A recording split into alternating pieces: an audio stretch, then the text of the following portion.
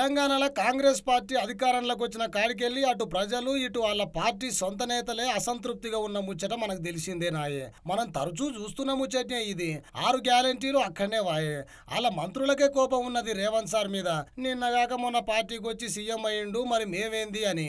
ఇక నిన్న తెలంగాణలో 3 కొత్త మంత్రులు ఒక డిప్యూటీ స్పీకర్ గా ప్రమాణం చేసిర్రు. Chennur MLA Vivek sir, Dharmapuri MLA Adluri Laxman sir, Makthal MLA Vakiti Srihari sir. Deputy speaker గా డోర్నకల్ ఎమ్మెల్యే రామచంద్రు నాయకులు ప్రమాణం చేసిర్రు.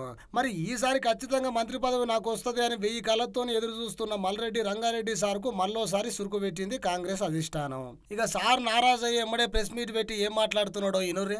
ముఖ్యం కాదు, వ్యక్తిత్వం ముఖ్యం, లేకపోతే పార్టీకి లాయాలిటీ ముఖ్యం. పార్టీలు కప్పగంతులు వేసినోడో కొత్తగా వచ్చినోడో అందరూ ముందుండి పెత్తనం చేస్తుంటే 10 సంవత్సరాలు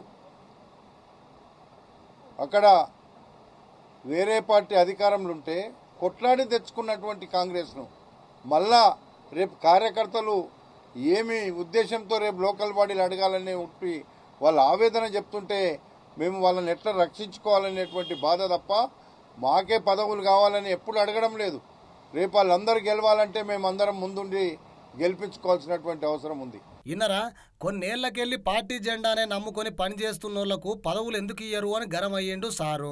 నిన్నగా మొన్న పార్టీలకు వచ్చి కండవ కప్పుకున్న వాళ్లకు పదవులు ఇచ్చుకుంటా పోతే పార్టీలో ఉన్న నాయకులు కార్యకర్తలకు బాధ ఉండదా? నాకు మంత్రివర్గంలో చోటు కల్పించాలని మొరబెట్టుకున్న పార్టీ హైకమాండ్ కనీసం పట్టించుకుంటలేదు, ఎంతో బాధ కలిగించింది అని అన్నాడు సారు.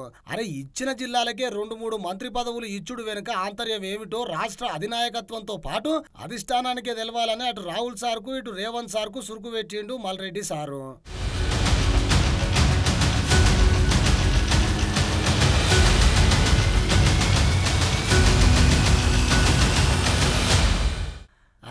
మల్రెడ్డి సారు కొత్తోళ్లకు మంత్రి పదవులు ఇస్తున్నారు అని ఎవరిని ఉద్దేశించి అన్నాడో నాకంటే బాగా మీకే తెలుసు అనుకోర్రి. ఏముంది పట్టుర్రి, సూట్ కేసు ఎవరిస్తే వాళ్ళకే మంత్రి పదవులు దక్కుతాయని గుసగుసలాడుతున్నారు మల్రెడ్డి బాధ చూసిన కొందరు జనాలు.